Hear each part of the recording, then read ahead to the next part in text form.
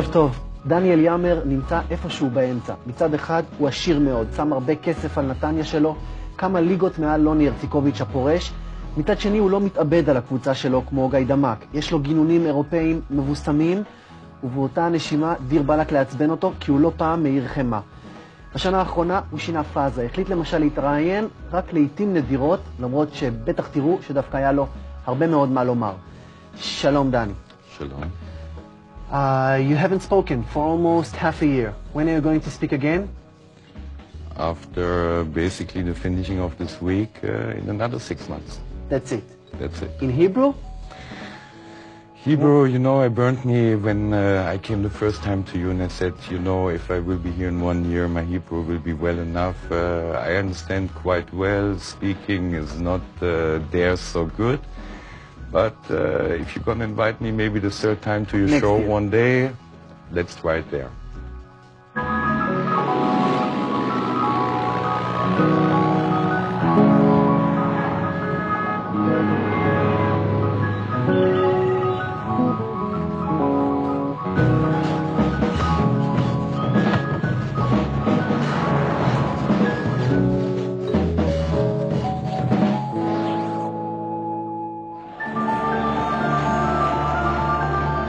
לא קשה לפספס שמשהו בהתנהלות של דניאל יאמר השתנה בתקופה האחרונה.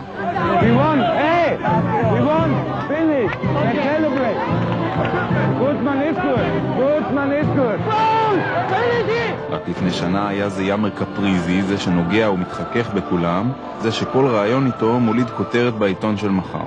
דייוויד בקאם, קשר ימני מריאל מדריד, שידוע כבועט מוכשר של כדורים חופשיים, מועמד להצטרף. We did a proper acquisition in regards to Real Madrid. אלא שאת כל הרוח והצלצולים של שנת הבעלות הראשונה של יאמר החליפה החל מסוף העונה הקודמת שתיקה דקה. אפילו כשנתניה חגיגה סגנות, הוא השאיר את הבמה לאחרים. שמר על פסון ולא התראיין. השנה נתניה שלו רוב הזמן ממשיכה לפרוח, והבוס הגדול שומר על אותו הקו. גם אחרי ניצחונות כשהשחקנים רצים לקהל, הוא שומר על פני הפוקר, אבל בחייאת דני, כולנו יודעים שמתחת לשקט שלך יש חתיכת הר געש.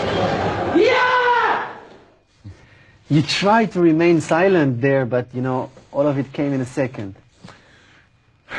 Look, I mean, what we achieved in such a short time is unbelievable, and I would lie if there's no emotion, and I'm an emotional person, so whenever I have the feeling the camera is not next to me, I can let it out. Otherwise, I try to learn my lessons. Why did you decide not to talk? To take a step out of the media?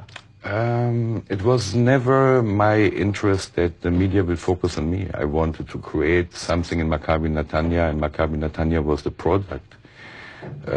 And once of a sudden I felt something is going wrong, that the media is trying to take Maccabi Netanya as a second choice and to focus and to target on me, and whatever I do good was not mentioned, whatever I did bad was the headlines. I think it was the first year of Maccabi Netanya where the fans did not relate it to the players and did not relate it to me. So today it's a different scenario. We have our stars, we have our system, and today I think...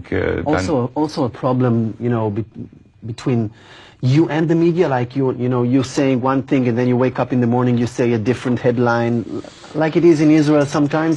Look, I still have a certain naivety in regards to the media. When they come to me, I try to be open, I try to be fair.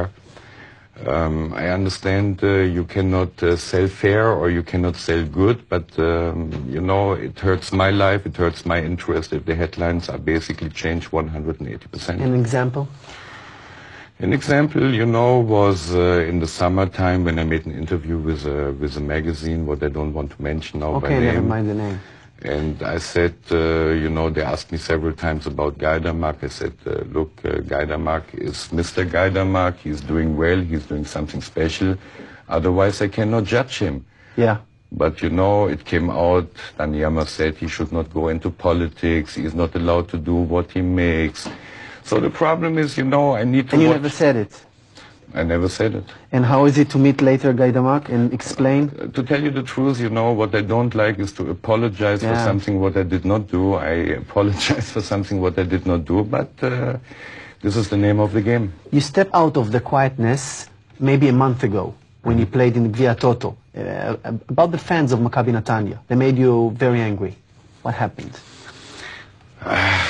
There's a problem, I would say, not only in Israel, worldwide, that the aggressivity, especially in the stadiums, is getting higher and higher.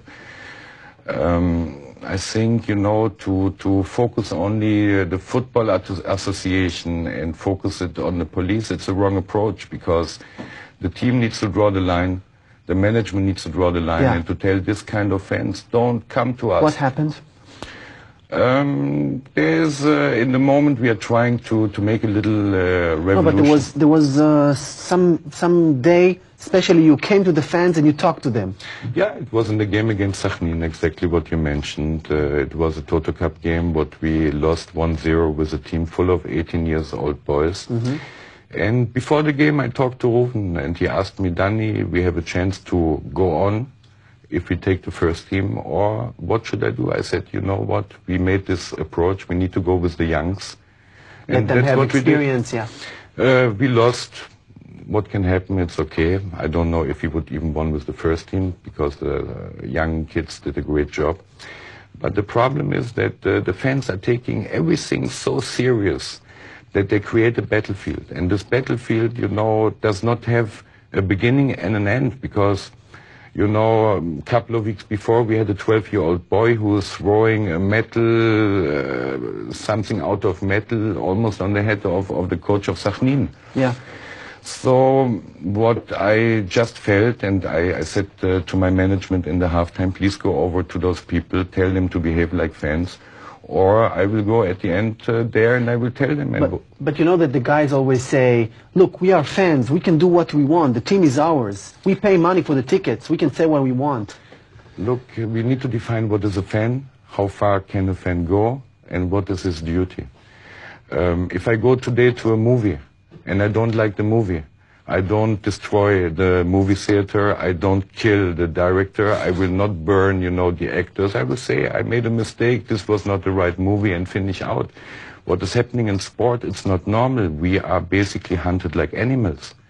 And this is not normal. If I'm going out of a stadium, I need police protection. If we do not win, the coaches are afraid to go to their cars. If this situation is a normal situation, you know, I don't want to be in this situation. You know that club owners never say, I don't want those fans. They always say, look, it's a few tell me, you know, here, those fans who shout and act like that, do you want them? No, I went to them and I was not afraid to go to them and tell them, change the team, go to another team, because I don't need your money, I don't need your aggressivity, I don't need that someday something will happen and I need to carry this feeling for all my life just because I was the owner of Maccabi Netanya. There's no value to it. Let's talk about money. Okay. How much do you put for a year? Our budget is in the region of almost $6 million per year. How much do you bring out of your pocket? Almost $3 million. A year? A year. And this is the second year. Last year it was also, you know, the making it happen, it took maybe $5 million. Yeah, it took with the acquisition and with what I put in $5 million. So it's about $8 million already. $9 million. You are supposed to be a businessman. What are you doing? Look, I always said, you know, for me, I do not consider football as a business. For me, I'm quite young and I'm happy that I'm in a stage to give. It does not mean that... Is it like peanuts for you, or is it heavy on you? Look, it is the amount what I can, you know, take out and justify it. You know, I don't want to destroy my family. I don't want to make one day, you know, to bankrupt them or whatever. So there's always a relation to it. But to tell you the truth, I take out a lot of money. And what you earn basically for this money, you saw the picture of Lonnie, you know, after all this amount of money, you know, they treat him like garbage. So... Why? I know last time I think we spoke, you said maybe I need a psycho, I don't know how to say, psychiater. to be in this business. What do you think about it now for a year and a half later? Maybe I need to. Maybe now I need to. The thing is, Danny, all these people who are coming now are not coming of business. If it's Guy Damark, if it's Schneider, if it's me, if it's a generation who made their money and their success outside of Israel. There is no possibility of making money in football? Only losing? I think, to tell you the truth, maybe with a product like Maccabi Tel Aviv, you have the possibility, because this is still an incredible brand with Maccabi Netanya. To tell you the truth, we do optimum, but I think there is a beginning, there's an end. You say you do optimum. I remember coming to a game of Maccabi Netanya. There wasn't enough fans last year. What did you do in that aspect to bring them? Look, we are doing a lot of community work. Every game we put almost 1,000 tickets out to our community. Because like I said, in a way the community tries to give me something, I need to give it back in another way. This is how we treat our community, to make it happen that if people who do not have the money to enter to the stadium. Let's talk about, you know, there are so many problems in Israeli football, but we never hear the owners. For instance, the stadiums, the TV rights. Do you like what is going on? Do you think things should be changed? I think things can only change if there's a certain stability. What is happening now, I think it's the first time that the Israeli league gets more and more stability of the ownership, what is happening. This is one important point. On the other side, I think the time will come pretty soon that all the owners will sit down together and will say it is not normal that we spend all the money and we have no word, we have no input on the entire structure.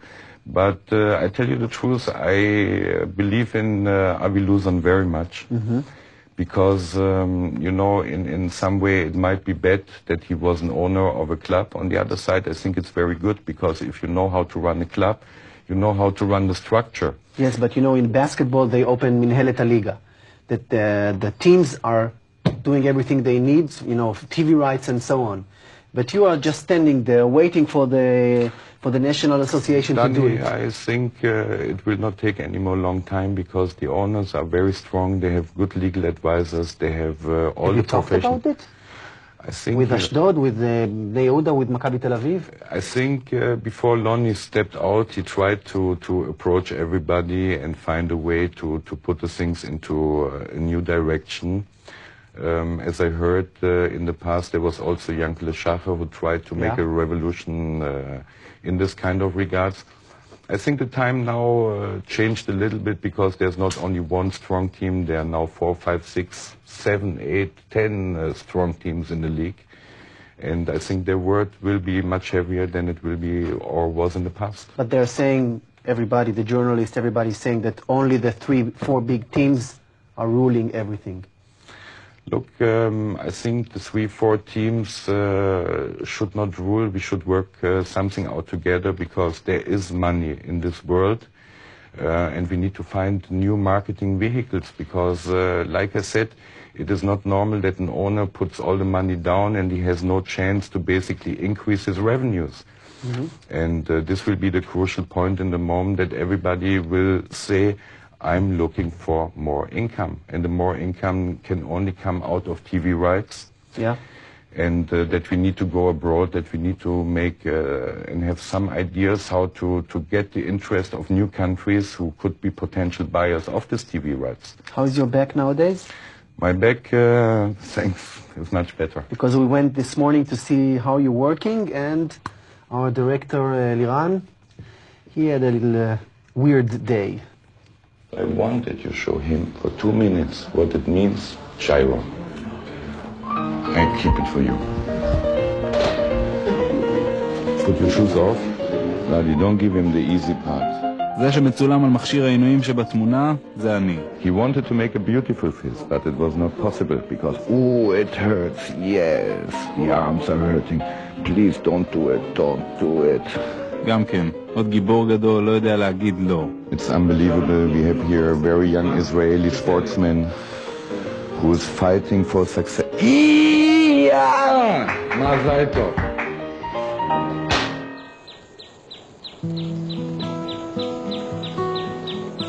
שעה קודם פתחנו עם דניאל יאמר את הבוקר על קפה ועיתון. They are talking about making Putin to the chief of Gazprom. אנחנו הגענו אחרי שכבר עבר על עיתוני הכלכלה והחדשות בגרמנית, בדיוק בזמן לקבל ביחד איתו תרגום לכותרות עיתוני הספורט שלנו. Iran Strabo will come back today from 8 days of treatment in Italy. אחרי הקפה אומרים שלום לאישה ויוצאים לאימון הג'יירו היומי. Now I will show you my torture room. And 5, and 6, and 7, and more, hey. התרגול הוא בעצם סוג מתקדם וחדשני של פילאטיס, מפתח את הגמישות, מעריך את השרירים ועוזר להתגבר על פציעות. Look at you. You could be sitting by the pool, drinking coffee, and now... But you know, since 1.5 years ago, Israel discovered that I'm not normal. So why should I become normal now? Okay, let's talk about Netanya. I understand that you are still involved in every paper which is moving in this team. Still, yeah. Why? Look, it's my baby. I think that the people want me still, you know, to be around them, to ask me. I think my role this year is much different than it was last year. How? You know, last year I was the one, you know, who tried to make the name for Netanya again. Mm-hmm. This year Netanya has a name again. Now everybody is trying to keep a good name, like our president, Gilev, how Kobe, who's now in the management. We started to have a CFO, we have a legal department, we have advertising and communication, we have our charity department. So we are basically like a small little company, and I need to control because it's my duty where everything goes and how it goes. But I can tell you till today, I cannot complain because those guys are doing an incredible job. Was it too soon coming to be second? You know, your first year you got the second place and then not enough fans, you got to success too easy. I would not say it was easy. I mean, the last year was a killer year. I mean, we changed a lot. In between, we changed a lot. There was a lot of problems in the media, with the media. So I think the place two came in a situation that we were blind, you know? Yeah. And we did not focus on a position, and we were just fighting and trying to do our best. It was too early. It was too early because everything in life needs its time. The expectation got too big. We don't have the setup. We don't have the infrastructure. And it's unbelievable till today how we survive. And things are going to be changed. We are now in negotiation for a home for the first team. Well, I want to talk about last year a little more. Sorry. You are, you know, European. You have European manners. And you are very nice, but what happened with Eli Gutman wasn't very nice. Look, I tell you, the story with Eli Gutman is a story what has two sides. One side is the side of being nice. One is the side of being a little bit attacked. There was a show of Eli Gutman, what I really did not appreciate, you know, where he went and what he said and how he said it. In Channel 5. In Channel 5. Yeah, when Eyal got in the show and he said we are going to be 8th place or something like this, and as working for my club and being basically my employee, even being my coach, he will not control, or nobody will control basically the setup of Maccabi Netanya. And if you make comments like this, you know, I was breathless. I was breathless at this time. I like him very much. He's a good human being. But something drove him in this minute to do something what for me till today, I'm sorry to say, it is not acceptable. And maybe I made one mistake not to open my mouth at this time, but today, after almost 1 year more, it is much easier for me to analyze it, to realize it. Maybe I made a mistake, but it was a mistake because I was hurt, I was angry, I was pissed. How long after you fired him? How many days was it? It was a very short time. It was the period between this incident and basically his goodbye. We're very close together. But, you know, he was running on the beach. And then he hears from the media you are out. Look, I could have made love maybe the second with my wife, and somebody would have called me and said, look what he talks. You know, it does not mean where you are, what you are. It means we have all a responsibility. We need to understand how we need to talk. I need to understand how I talk about my people. They need to understand how to talk about my team. I ask you like this. I know you a little bit. I met you a few times. I hear, you know, the stories, everybody is talking. I think that you are a very intelligent guy, and that honor is very important to you. But once you feel, you know, that somebody tickles your honor, you can get very, very angry. Like the incident with Avi Cohen, for instance, where you offered so much for Tamir, and they said this and that.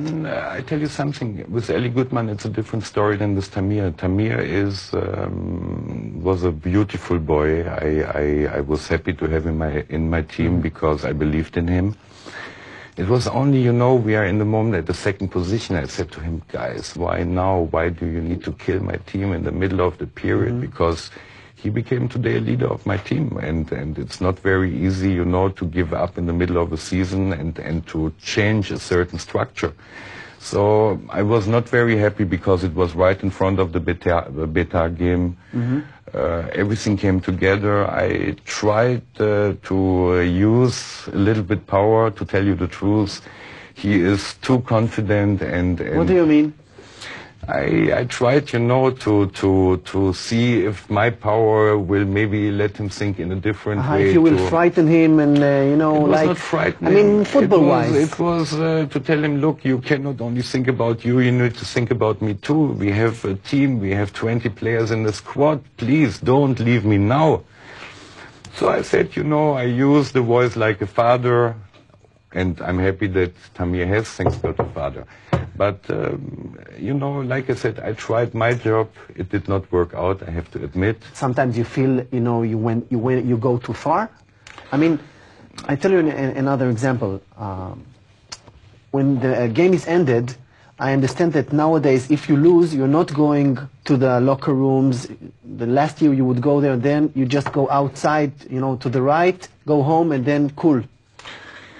I think my team, like I said today, knows my body language. It's the same way I know their body language. I don't need to go anymore to them and tell them you played horrible or whatever, because if they played horrible, they know it. And if I don't go there, it does not give them a wonderful feeling, does not give me a wonderful feeling. But, you know, I want to keep a certain adrenaline level for everybody. And this is my way of doing it. And the referees, you're not going to them anymore. Look, the referees, I can tell you one thing. They whistle what they think is the right thing to whistle. Everybody in every country, they make mistakes. I can say there were some mistakes, but, you know, I consider in an entire season, you know, luck and no luck will level itself, and I hope it will be fine. I meant the decision not to go there, you know, just go home, relax. You're getting older. I don't think, yeah, for sure. I'm not getting younger, but I think today, you know, I have a different responsibility like last year. Last year, I needed to pump in, you know, and to make them believe that we have something to be proud, to work on it. And this year, I really feel we have a team. Last year, I felt lonely sometimes, you know. I said, my God, you know, I need to do something. We need to connect to the fans. We need to push our players one more time out and to say thank you. And this year, all the movements are coming by themselves. They love Schechter, they love the team, they love Daddy, they love Liran.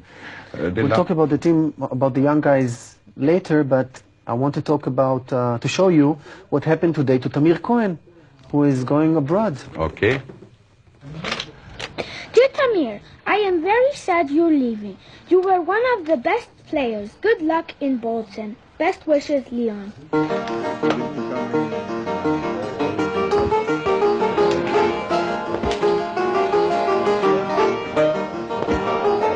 The players want to take him to the swimming pool. That's a good idea. That's a good idea. Yeah. יש כסף בכיס. לא משנה. לא. Let's take the money out.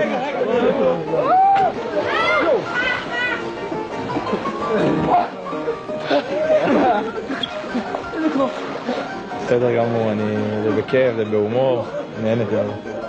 המים היו מאוד קרים, אני רציתי לדבר איתו שישים פה חימום לבריכה, אבל היה אחלה. Thank you, Danny. So, you lost one national player going abroad. How many national players you have now in Maccabi Netanya? I think we have almost 20 national players. Wow. In all the ages? All the section. Amazing. We are very fortunate. We have Benny Lam and all the other coaches in our section. No, I mean you structured it, you wanted it, you planned it, you put some money in it, and then it happened. We put almost $1 million in the youth section. Wow. This is an amount what not everybody is willing to put. We needed to do it because, like I said, I inherited a very nice club, but the youth section was not there. Yeah. We bought a lot of players, but we bought them in an age to give them the stamp of Maccabi Netanya. And to tell you the truth, whenever I talk about 5 years, I know in between these 5 years with those young players, there's a championship team. Yeah. You're thinking about the championship. I would love to finish in year 5, with the championship and to have a lot of young kids in my arms and to celebrate, to sing, to let the champagne out. I think this is a realistic time. It was my dream always from the beginning, to go step by step, 5, 4, 3, to become a certain stability.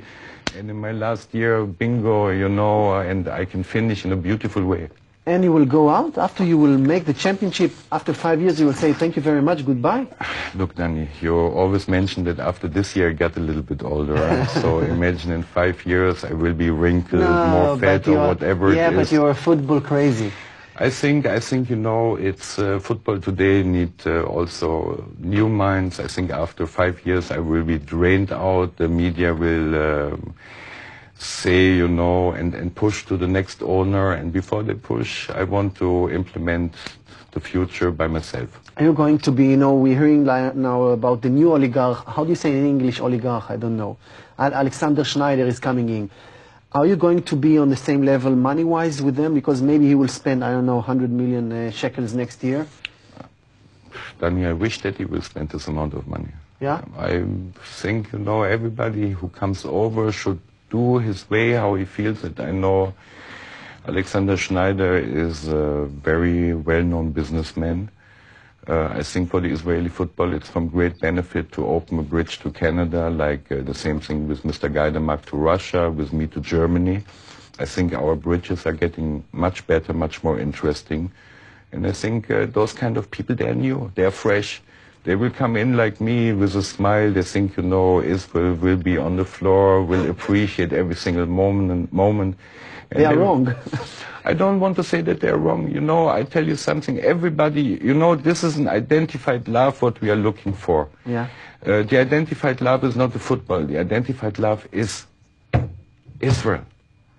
And this is the reason we push this money in. We cannot open a model agency because our wives are going to kill us. I'm not good in horses, I'm not good in golf or whatever. So I said, my hobby is football and it's acceptable for everyone. What did you learn about Israel? What did I learn about Israel? Yeah. I think I learned more than I expected to learn. I was very naive when I came here. Not naive as a businessman, very naive with Israel. I was a huge Zionist in my mind, but maybe not in my heart at this time. What I mean by this, it's, it made me happy to give, but, I never knew for what I give. There was a charity organization, and they said, you need to give for Israel. And I said, Israel, vamos. But the thing is, today I know what I'm doing. I know exactly where I channelize my money into it. And I think I do much nicer things. So you're saying now that you are Israeli in your heart? I have a love. No, Zionist in your heart. This is what you said. No, I think now I'm an Israeli. I think a Zionist, and this is something very interesting. A Zionist you are when you live outside of Israel. Mm-hmm. You say, I love this country. I will do everything. I want to give money. I want to give charities. My passion. But Zionism stops if you move over and you adapt to the normal life. So today I cannot say I'm a Zionist, even if everybody tells me, Danny, you're a Zionist. Today I tell you the truth, my identity is I'm a Jew from Germany, but I feel not less Israeli than everybody else. If I hear the Hatikva, you know, I get goosebumps. If I see our team playing and winning, I'm happy. And I affiliate, and I'm very happy about it. Question for the end. Now you have to draw. We don't have a lot of time. Yes. Your opinion about the new rule, you are not allowed to smoke in public places. Very good. But you all the time smoke. Doesn't matter, it's really good. The Israeli player you would like to pay the most for? I would like to pay the most for Tamir Cohen, because now it's easy for me to say. Over. How do you feel when a goal is scored? It's a very cool feeling. The happiest if moment? it's for us. Yeah. Otherwise it shocks you. Yeah. The greatest moment since coming to Israel? Seeing my family happy. Thank you very much, Mr. Yamar. Next year, in Hebrew, we'll try. We will try. Thank you very much.